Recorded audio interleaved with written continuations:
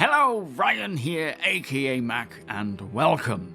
Alpha 4.3.2 is almost upon us, so let us check out everything that it brings.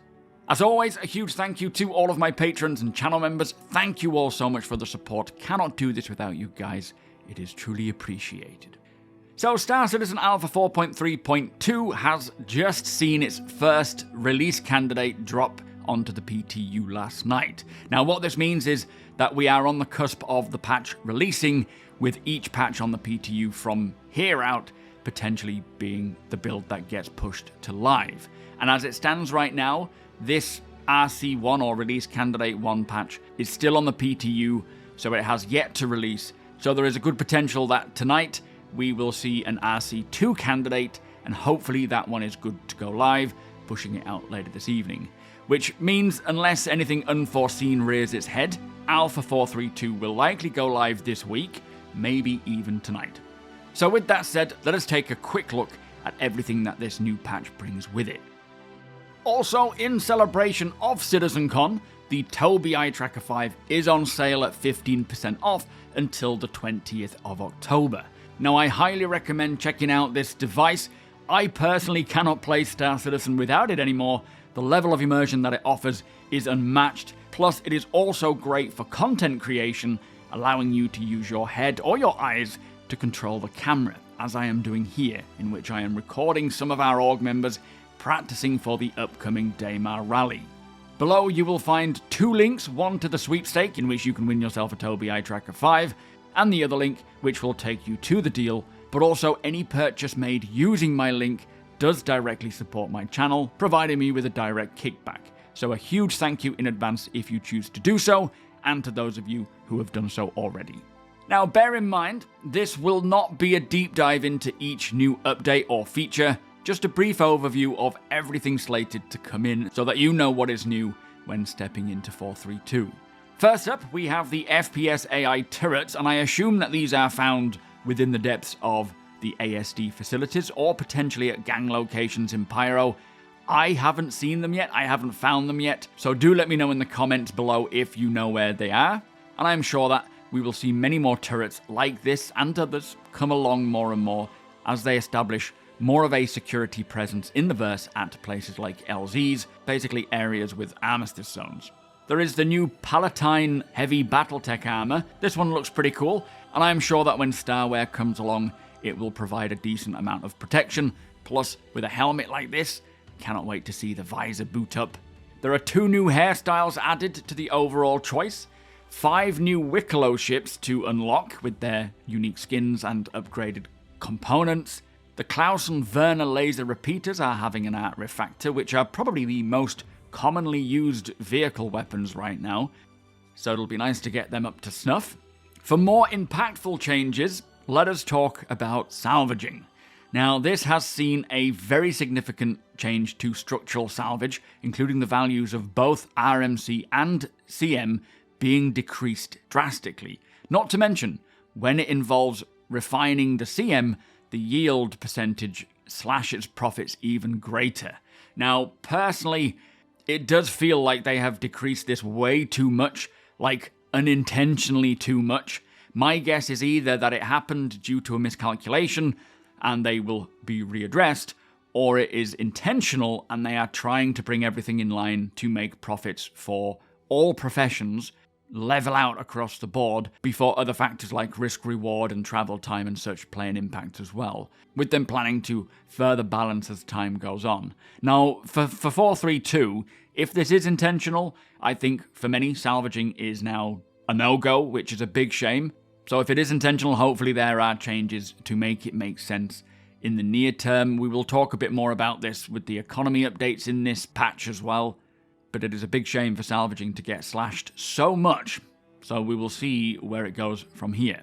But one big win that these salvaging changes did bring is that the Reclaimer has finally had some much needed quality of life updates. Now, there is still plenty of more quality of life that the Reclaimer needs, but hopefully this will suffice for the changes to salvage to allow it to function much better in general, but also for future updates as well. And these changes include giving the rear elevator a cargo grid, assuming it's working now because it has been very buggy on the PTU, plus allowing it to lower much further, meaning boxes can actually fit through the gap and you can reach the boxes from the ground using the tractor beam.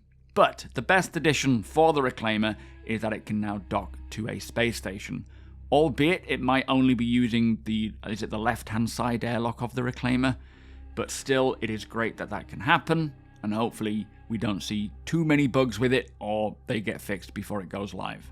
Now let's talk about these huge economy changes, with many commodities getting their values changed.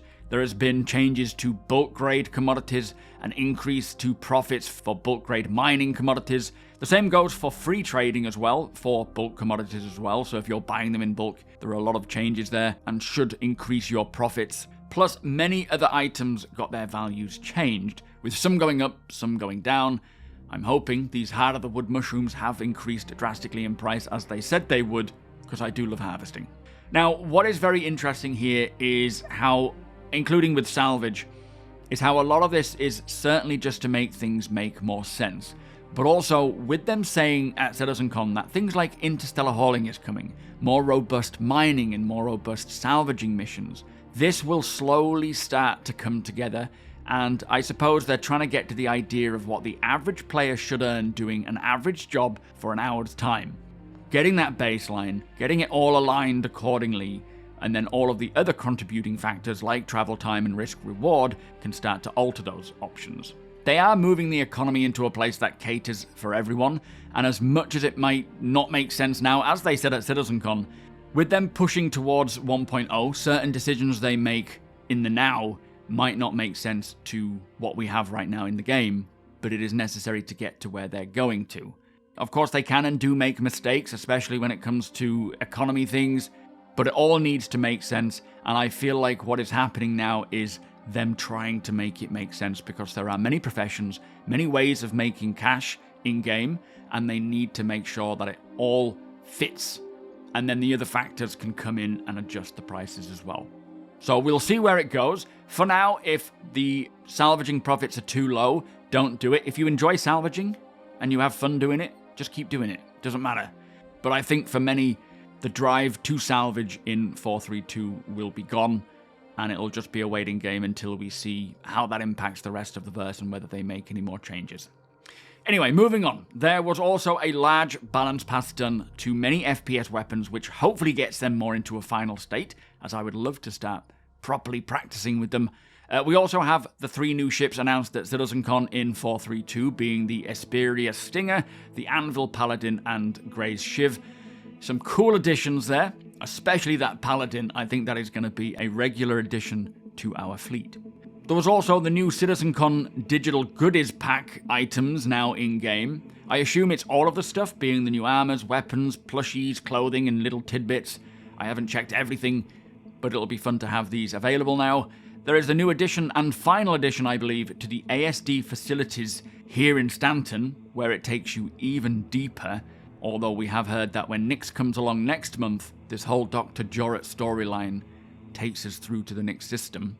Alongside the ASD Site B, or facility updates, comes the new Yormandi creature and its cave. Very excited to go visit this creature, but as with any type of fauna we see, even if right now it is being specifically used as a boss fight, they will eventually be distributed out into the world, brought into the ecosystem where players can stumble upon them, and that is what I can't wait for. Also in 4.3.2, we will have the Frontier Fighters finale. This is the continuation of the fight for Pyro, which looks to bring a lot of new faction-specific missions. I haven't looked too much into these, as I don't want to spoil them for myself, but the amount of narrative content coming with this patch is pretty crazy.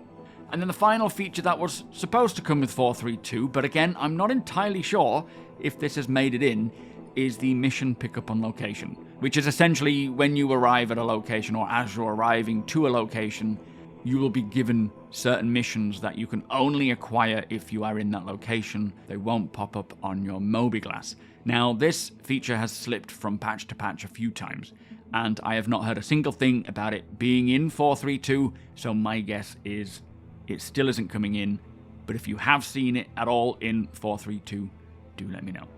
So there you go. That is currently what Alpha 4.3.2 brings. a lot of pretty decent stuff in there, plus a lot of things that I might have missed off, so do drop them in the comments if I have. If you do enjoy my videos, please do consider subscribing and helping the channel to grow. Also, I will be live later today here on YouTube or over at twitch.tv/SuperMacBrother. You are all more than welcome to come and hang out with us. Hit the thumbs up if you don't mind, it does the channel a big favour, and tick that notification bell if you'd like to be notified when my videos go live. Again, a huge thank you to my patrons and channel members. Thank you for your support, thank you for watching, and I'll see you in the next one.